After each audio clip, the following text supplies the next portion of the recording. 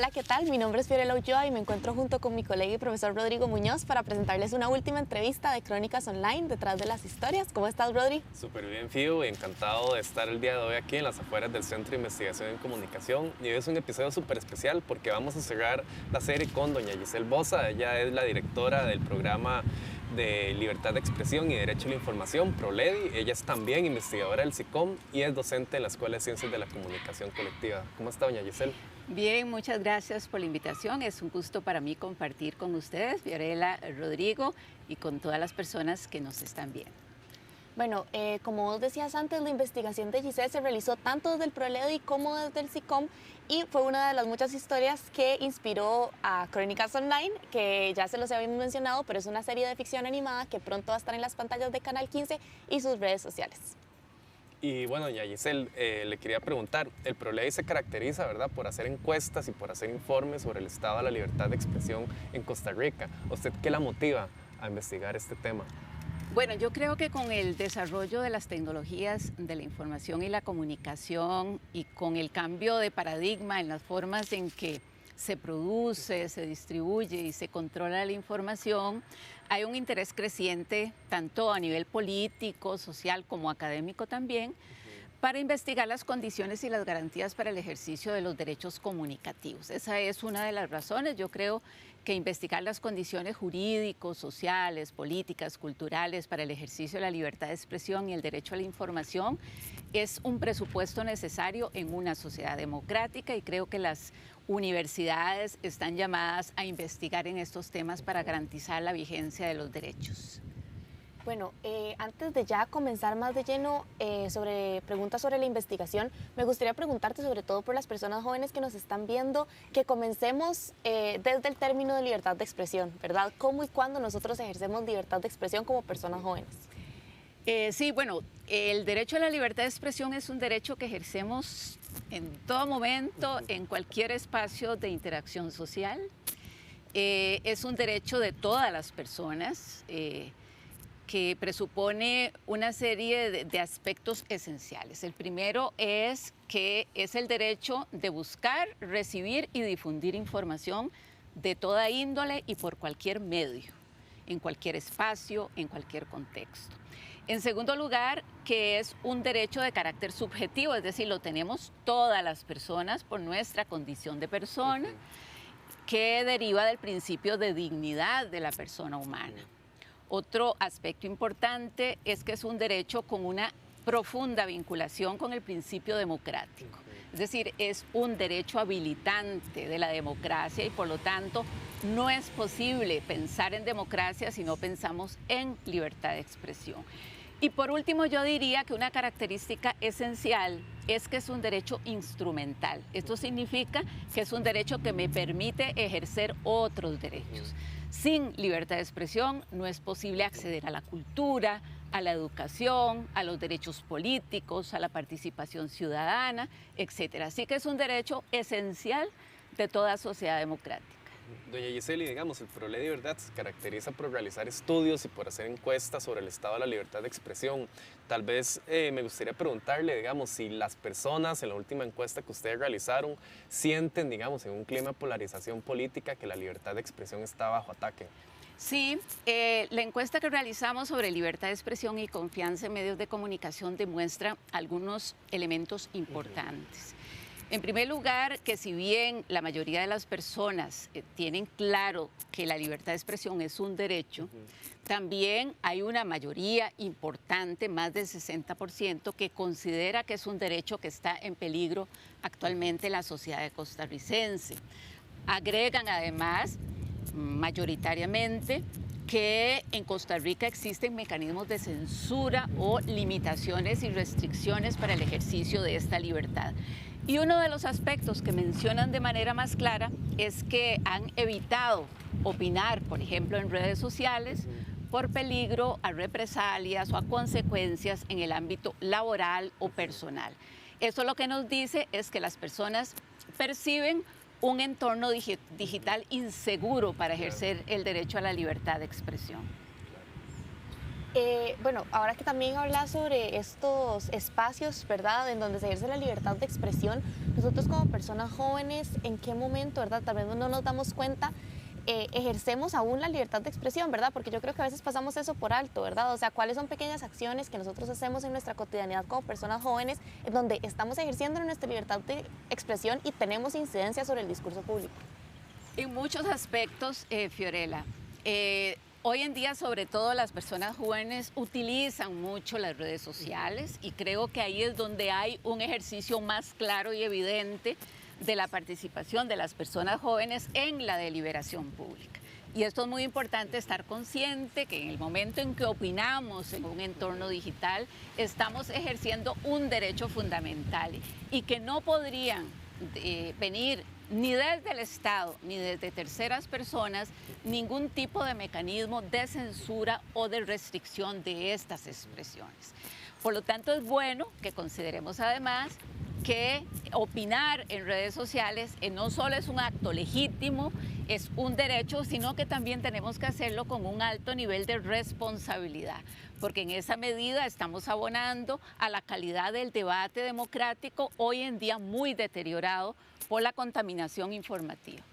Claro, no, doña Giselle, súper interesante y bueno, creo que usted nos está empezando a ayudar, digamos, a comprender la relación entre libertad de expresión, democracia y redes sociales. Y bueno, vamos a hacer una pausa y cuando regresemos vamos a continuar hablando de este tema.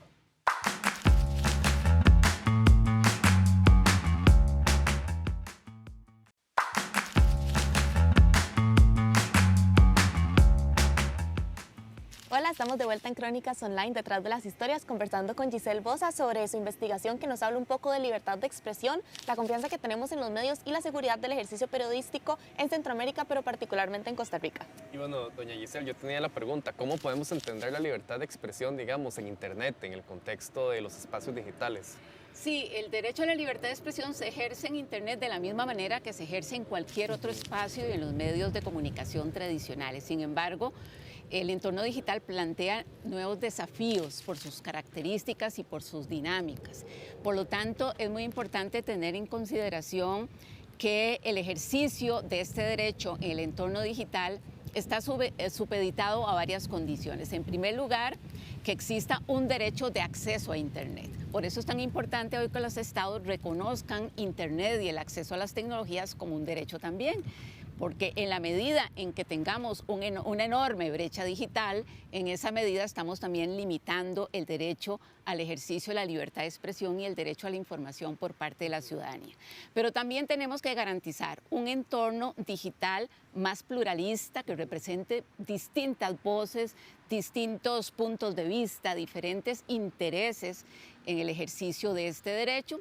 También que sea un entorno digital no discriminatorio, que no estén excluidos del diálogo social una serie de sectores y una serie de voces, pero también es muy importante el derecho a la privacidad. La seguridad en línea hoy es vital para que podamos ejercer el derecho a la libertad de expresión. Por ejemplo, la cibervigilancia por parte de los estados es una amenaza muy clara para el ejercicio de este derecho en el entorno digital.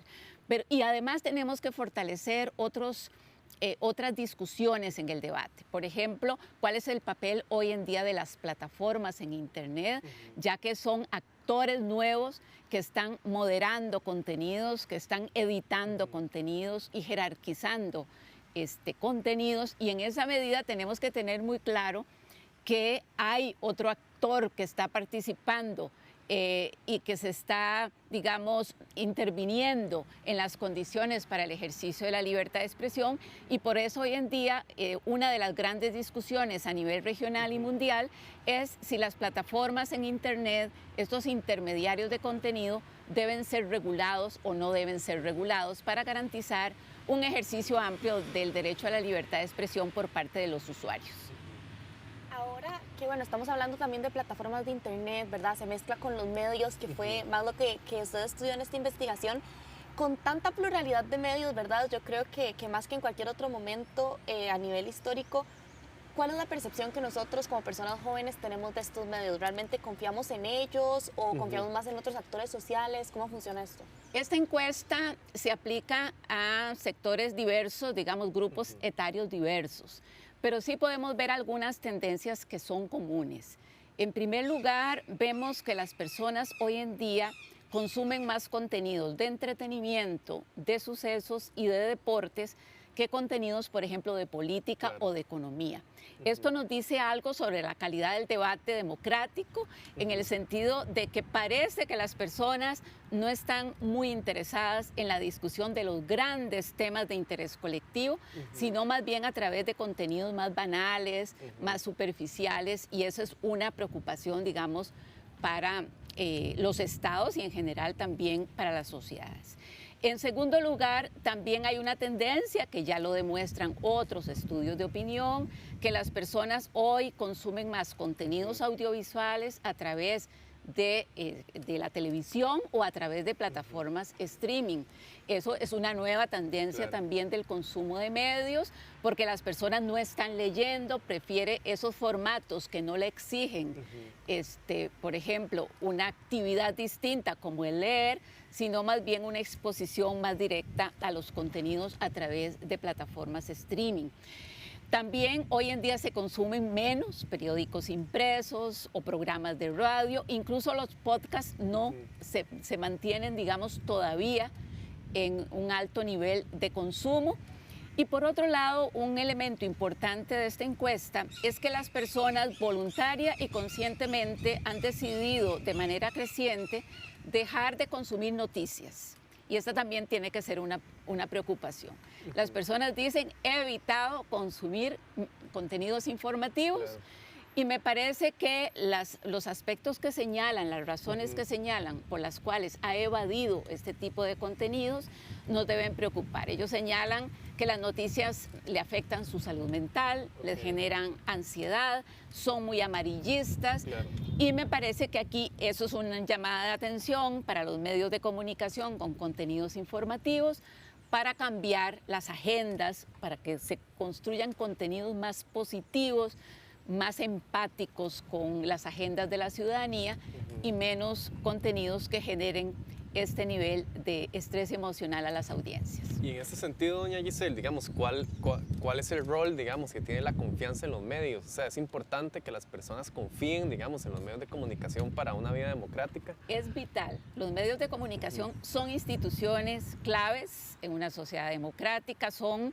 el Tribunal Europeo de Derechos Humanos dice que la prensa es el guardián de la democracia, haciendo referencia a esta necesidad de que existan medios de comunicación, eso sí, libres, independientes, rigurosos en los contenidos, responsables, que le garanticen a las personas el acceso a la información de interés público.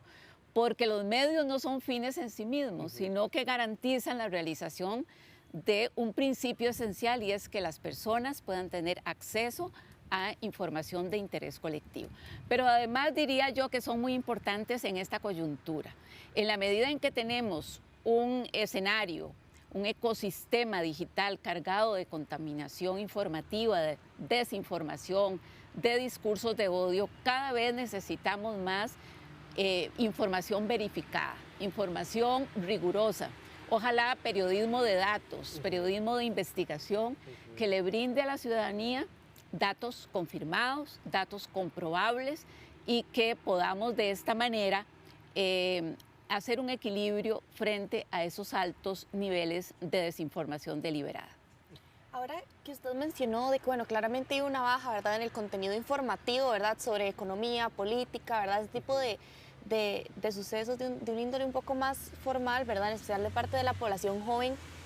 Realmente, ¿cómo entonces nosotros podríamos tener ese acceso un poco más digerible, ¿verdad?, a toda esta información? Ya que los medios claramente lo dan, ¿verdad?, lo exponen. Entonces nosotros como personas jóvenes, ¿a qué nos podríamos acercar para tener un poco más de contacto con este tipo de información? Bueno, yo pienso que las personas jóvenes tienen una característica esencial, es que tienen creatividad.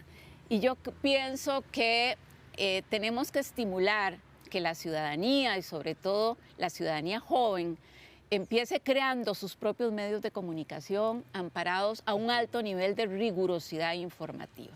Yo lo que diría es que en este país tenemos que estimular un mayor pluralismo informativo, que existan medios, ojalá en los colegios, en las escuelas, en las universidades, que la población joven pueda manejar su propia agenda desde sus propios intereses y desde sus propias visiones, y que puedan hacerlo con responsabilidad, con rigurosidad y con un alto nivel de empatía con los derechos humanos. En esa medida, las personas jóvenes podrían empoderarse de una auténtica ciudadanía comunicativa y dejar de ser receptores pasivos de la información que producen otros.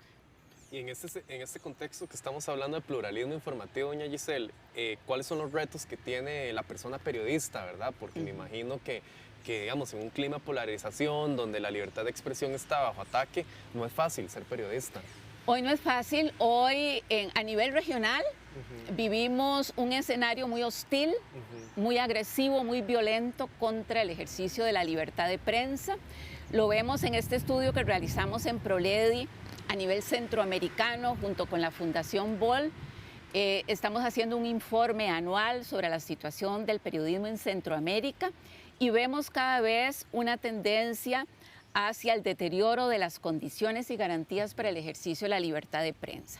Desde la violencia física contra periodistas, la violencia digital que hoy en día ha aumentado considerablemente contra personas que ejercen el periodismo, hasta otros mecanismos de censura y de restricción. Por ejemplo, los ataques mediante leyes o la criminalización de conductas de periodistas para llevarlos a los tribunales de justicia e intimidarlos, las amenazas contra su vida y la de sus familiares. Hemos visto, por ejemplo, a nivel centroamericano, particularmente en Nicaragua, la movilización forzada de muchos y muchas periodistas que han tenido que venir al exilio en Costa Rica para poder ejercer su actividad. Hay una deriva autoritaria en Centroamérica que marca precisamente que el Estado en Centroamérica no está brindando las condiciones para el ejercicio del periodismo y por lo tanto nos preocupa mucho. Y Costa Rica no es la excepción. Hemos visto cómo Costa Rica en los últimos informes sobre el estado de la libertad de prensa a nivel mundial ha decaído, hemos bajado varios puestos y particularmente es por un debilitamiento de las condiciones políticas en que se ejerce la libertad de prensa. Uno de los mecanismos que tienen las autoridades públicas para amedrentar, intimidar a la prensa es estigmatizar a la prensa, hostigar a la prensa y en esa medida hemos visto en Costa Rica cómo efectivamente desde el poder público y desde el poder político se hostiga, se amedrenta, se etiqueta y estigmatiza a periodistas y medios de comunicación. Bueno, súper interesante. Vamos a tener que terminar acá, pero tenemos muchísimas más preguntas para el próximo blog, en especial sobre la situación de Costa Rica y lo que es una ciudadanía comunicativa. Entonces, quédense que ya volvemos con más en Crónicas Online, detrás de las historias.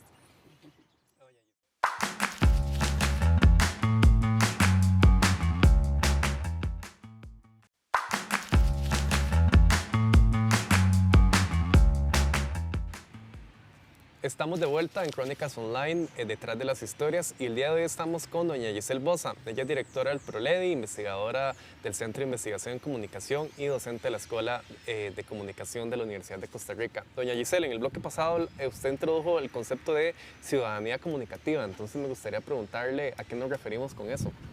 El concepto de ciudadanía comunicativa alude a una noción de derechos, es decir, las personas no son sujetos pasivos frente a la información, sino que tienen un conjunto de derechos en los entornos en los que se comunican. Por lo tanto, lo que se refiere básicamente es a cambiar la visión clásica tradicional de sujetos pasivos a sujetos activos, sobre todo en el entorno digital, y por lo tanto eso significa tener derechos frente a las plataformas de Internet. Hoy se está reclamando muchísimo, por ejemplo, que las plataformas reconozcan que hay un conjunto de derechos digitales, que se les reconozcan derechos frente al Estado, que no debe intervenir en el ejercicio del derecho a la libertad de expresión a través de mecanismos de censura, derechos frente a otras personas también para garantizar entornos seguros para el ejercicio de esa libertad, pero también políticas afirmativas para que las personas puedan desarrollar, por ejemplo, políticas, los estados puedan desarrollar a favor de las personas políticas de inclusión en el diálogo social. Bueno, también agarrándome un poco de lo que hablamos en el bloque pasado, hablábamos de la seguridad en torno del ejercicio periodístico, ¿verdad? Entonces me gustaría preguntarle si ahorita en Costa Rica están garantizadas y existen plenamente esas herramientas para que los periodistas puedan ejercer su trabajo con seguridad y libertad, y también específicamente preguntarle por las mujeres periodistas, ¿verdad? O sea, cuáles son algunos retos, ¿verdad? Ya cuando metemos también el tema del género que enfrentan las mujeres periodistas a la hora de tener seguridad para ejercer su trabajo. Sí, decíamos que hoy en día más que nunca el periodismo es una actividad altamente riesgosa, y en esa medida no solo los y las periodistas como gremio deben tomar medidas para aprovisionarse de una serie de herramientas de seguridad, sobre todo de seguridad digital, pero también de seguridad física, sino que también los estados deben promover entornos legales que garanticen estas herramientas y estas condiciones de seguridad. Lo que nos demuestran los estudios a nivel centroamericano es que todavía los periodistas no tienen todas esas herramientas, a pesar de que los mismos periodistas entienden, por ejemplo, que el entorno digital es un entorno inseguro, que periodistas, por ejemplo, de El Salvador han sido víctimas de cibervigilancia por parte del Estado, pero además de que tienen altos niveles de amenaza y de riesgo en su actividad. Incluso aquí en Costa Rica ya hemos tenido periodistas que tienen el resguardo policial porque han sido víctimas de amenazas por parte de diferentes grupos. Y cuando vemos y hablamos de este clima de hostilidad hacia el ejercicio de la libertad de prensa y le agregamos el elemento de género, la situación se agrava. Las mujeres son por mucho más víctimas de este clima de hostilidad en el ejercicio del periodismo, machismo, prácticas patriarcales, no solo al interior del gremio, en las mismas salas de redacción, que las ponen en situación de desigualdad social, desigualdad laboral, de acoso sexual, de exclusión, digamos, de los procesos de toma de decisiones, sino que también vemos estados omisos, estados que no solo no son garantes de los derechos de las mujeres, sino que también en muchos casos son estados que también contribuyen a un aumento de la violencia contra las mujeres. Ahora hay un elemento positivo que lo hemos identificado en los estudios a nivel centroamericano, es que hay un surgimiento muy importante del periodismo feminista, sobre todo en Guatemala, y a mí me parece que esto abona muchísimo a la iniciativa y al liderazgo de esas mujeres que han sido víctimas del entorno y víctimas de estructuras arraigadas por mucho tiempo, y han salido con una propuesta muy interesante de hacer periodismo desde sus intereses, desde sus visiones, y creo que eso es muy importante que lo podamos fortalecer, ojalá también aquí en Costa Rica. Y en ese sentido, digamos, ¿por qué para una persona joven, digamos, como Fío y yo, es importante la libertad de expresión, digamos, como por qué tenemos que defenderla y qué medidas, digamos, podemos optar como para incluir todo esto que usted nos ha estado dicho en nuestra vida cotidiana? Al inicio dijimos que el derecho a la libertad de expresión tiene dos dimensiones. Una dimensión individual, creo que toda persona joven, como en general toda persona, tiene que defender a nivel subjetivo el derecho a expresarse libremente, a expresar ideas, opiniones, puntos de vista, expresiones artísticas que son muy importantes en la juventud, pero también el derecho a acceder a información en poder de otros, acceder a la cultura, al conocimiento científico, a las ideas generadas por otros. En segundo lugar, el vínculo indisoluble que tiene el derecho a la libertad de expresión con una sociedad democrática nos debe hacer ver que si no hay libertad de expresión y que si no hay libertad de prensa, posiblemente va a existir abuso de poder. Porque en las sociedades en donde no se garantizan estos derechos, el poder público corrupto pues abusa y por lo tanto posiblemente no vamos a tener acceso a información que resulta vital para la democracia. Y finalmente yo pienso que como toda persona tenemos que tener claro que el derecho a la libertad de expresión es un derecho humano y que sin el ejercicio del derecho a la libertad de expresión no podemos garantizar otros derechos humanos y que en esa medida defender la libertad de expresión es defender todo el contexto de vigencia, de garantía de los derechos humanos para todas las personas sin distinción alguna y ojalá a través de un principio vital que es el principio del pluralismo. Bueno, realmente ha sido un lujo, doña Giselle, cerrar esta serie con usted. Esto ha sido Crónicas Online, detrás de las historias. Ha sido un placer para mí y para Fío estar con ustedes. Les agradecemos mucho haberse quedado con nosotros durante todos estos episodios. Y bueno, Fío, en serio, un placer haber estado en todas las conversaciones que hemos tenido con personas investigadoras tan interesantes. Muchísimas gracias, un placer para mí también. Y bueno, ya esto fue todo por esta serie de entrevistas Crónicas Online, detrás de las historias. Esperamos que lo hayan disfrutado tanto como nosotros. Muchas gracias.